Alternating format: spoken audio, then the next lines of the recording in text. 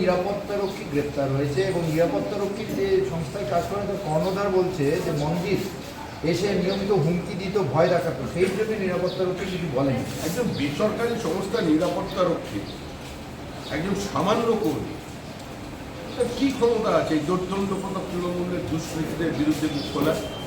তারও তো পরিবার আছে, তাকেও তো বাঁচতে হবে। এখানে পুলিশ কিছু গন্তব্য করলে পুলিশের মা বউ উদ্ধার হয়ে যাচ্ছে, তারপরে তার পেশাগুলোকে স্পর্শ করছে না। সমাজের সর্বস্তরে এই লোক ছড়িয়ে পড়েছে। এর পাশাপাশি আরেকটা বিষয় যে 21শে জুলাই তৃণমূলের শহীদ দিবসের দিন যৌথ সংগ্রাম মঞ্চ মেধা এবং শ্রমের বঞ্চনার প্রতিবাদে শহীদ মিনারে শহীদ দিবস পালনের ডাক দিল। একই সঙ্গে তারা 21শে জুলাই নবান্ন চলো অভিযানেরও ডাক দিল। কী বলবেন? যেমন যারা এই আন্দোলন করছেন তাদের প্রতিবাদ সদস্য, এবং আমরা আমাদের সলিডারিটি এক্সপ্রেস করেছি এদের সঙ্গে।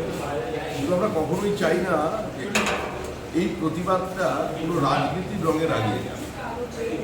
তাই তারা কীভাবে, কখন, কোন দিন, কোথায় আন্দোলন করবেন এটা সম্পূর্ণ তাদের বিষয়, এবং তাদের অবস্থান অত্যন্ত যুক্তিসঙ্গত। তাদের দাবি ন্যায্য, তাদের মেধা প্রতারিত হয়েছে, তাদের জীবন যৌবন লুট হয়েছে, সুতরাং তারা। আর আজ এই মুহূর্তে 21শে জুলাইয়ের তৃণমূলের অনুষ্ঠানে কোনো প্রাসঙ্গিকতা নেই। গত কয়েক বছর যাবৎ 21শে জুলাইয়ের মঞ্চ থেকে যা হচ্ছে সেটা আর যাই হোক কোনো শহীদকে সম্মান জানানো হচ্ছে। আবার কসবাকাণ্ড নিয়ে ইউনিয়ন রুম কিংবা গার্ড রুমে এই জায়গায় আরও নিগ্রহের ঘটনা অতীতেও ঘটেছে, তেমনই বিভিন্ন সূত্র মারফত জানা যাচ্ছে। এবং মনোজিতের দাপট এবং প্রভাবের কারণে এই ধরনের ঘটনা নিয়মিত হচ্ছে বলে অভিযোগ। দেখুন, এটা সারফেসে এসে গেছে বলে এটা নিয়ে আলোচনা চলছে, এবং অনেক মানুষ, অনেক ছাত্রছাত্রী বিভিন্ন কথাবার্তা বলছেন, আমাদের কাছে।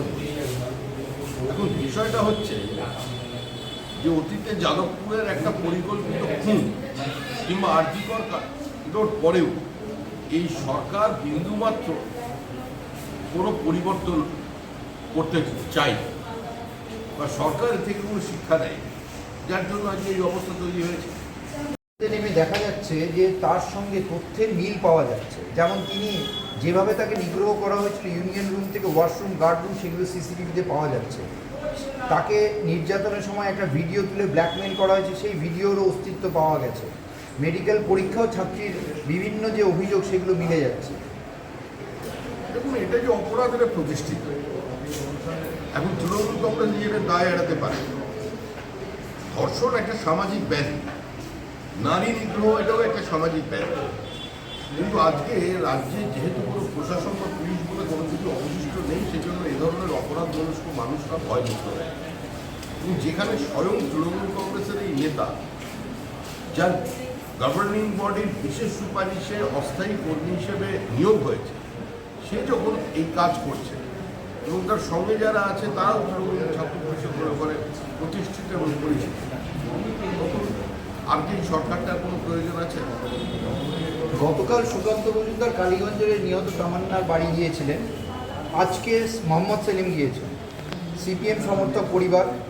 এবার তৃণমূল বলছে বিজেপি সিপিএম সবাই লাইন দিয়ে ওখানে যাচ্ছে সহানুভূতি জানানোর জন্যে না, নিজেদের প্রতি সহানুভূতি টানার জন্য। প্রশাসন সক্রিয়, দোষীদের ধরা হচ্ছে। 2014 সালে সিপিআইএম থেকে বিজেপিতে যোগদান করবার জন্য শেখ রহিমকে প্রকাশ্যে পুলিশের সাব ইন্সপেক্টরের উপস্থিতিতে বীরভূমের ইলাম বাজারে একটা লাইট পোস্টে বেঁধে কুপিয়ে খুন করা হয়, এবং তার স্ত্রী নগ্ন অবস্থায় তার পায়ের নিচে পড়ে থাকে। দুই মেয়েকে মুখ প্যারেড করা হয়। তৃণমূল কংগ্রেসের নেতাদের প্রস্তাব ছিল যে 10 লক্ষ টাকা দাও এবং একটা পঞ্চায়েতের চাকরি, 4 থেকে 5 জন সংখ্যালঘু কর্মী বিজেপি করার অপরাধে খুন। বারাসাতের 2021 সালে নির্বাচনী ফল ঘোষণার পর মোহাম্মদ আলীকে প্রকাশ্য দিবালোকে পুলিশের সামনে পিটিয়ে খুন করা।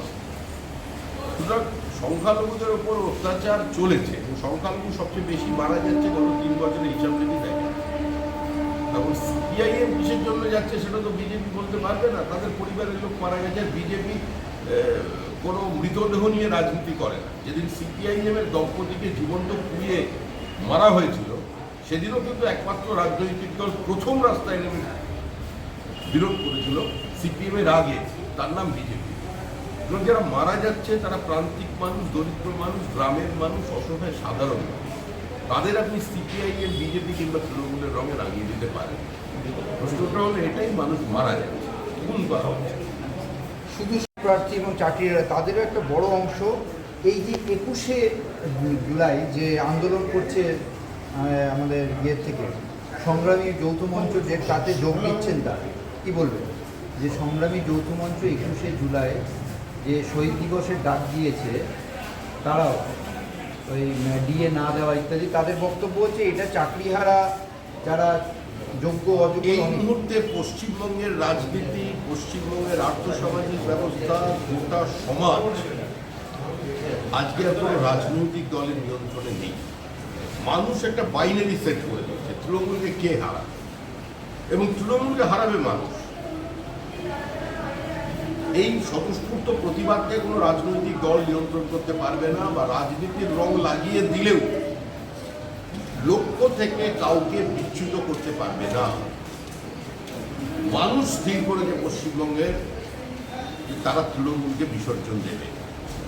আর এই ধরনের আন্দোলনের সঙ্গে সমস্ত বিরোধী রাজনৈতিক দল কেন সাধারণ মানুষেরও সমর্থন থাকবে। এই জায়গায় রাজ্য সরকার সুপ্রিম কোর্টে যে আরও সময় চেয়েছে, তাতে ওরা বলছে যে কর্মচারী সংগঠনরা বলছে আদালত অবমাননা, এবং তারা এই নিয়ে অগ্রসর হবে। এর পরিণতি বা ভবিষ্যৎ কী হবে আপনি কি মনে করছেন? দেখুন, যারা সংবিধান বিশেষজ্ঞ আছে তারা এটা ঠিক করবেন। এই সরকার তো হাইকোর্টের রায়কে কমপ্লাই করে, এই সরকার সুপ্রিম কোর্টের অবস্থানকে প্রকাশ্যে সমালোচনা করে। এবং সুপ্রিম কোর্ট যারা সংবিধানের ব্যাখ্যাকর্তা বা যারা সর্বোচ্চ একটা স্থানে অধিষ্ঠিত, তাদের রায়ের যদি অবমাননা হয়, তাদের নির্দেশকে যদি অগ্রাহ্য করে একটা রাজ্য সরকার, তখন এই নিয়ে যা করার সুপ্রিম কোর্ট করবে। আমরা এটুকুনি জানি, এই তৃণমূল কংগ্রেসের সরকার যেটা আছে, এরাই খেলা মেলা উৎসব, ওই পেড়া গজা এসব বিতরণে ব্যস্ত আছে। অভিযোগ সম্পর্কে কী বলবেন? দেখুন, এটা অত্যন্ত স্পর্শকাতর বিষয়, অত্যন্ত দুর্ভাগ্যজনক, মর্মান্তিক একটা ঘটনা। এখানে যদি কোনো সিনিয়র ডক্টর উপস্থিত না থেকে থাকেন, তাহলে কার অদৃশ্য অঙ্গুলি হেলনে সেটা সম্ভব হয়েছিল, সেটা তদন্ত করে দেখার প্রয়োজন। যদি এই অভিযোগ সত্যি হয়, তাহলে এটা অত্যন্ত রোমহর্ষ, ওটা অত্যন্ত তাৎপর্যপূর্ণ।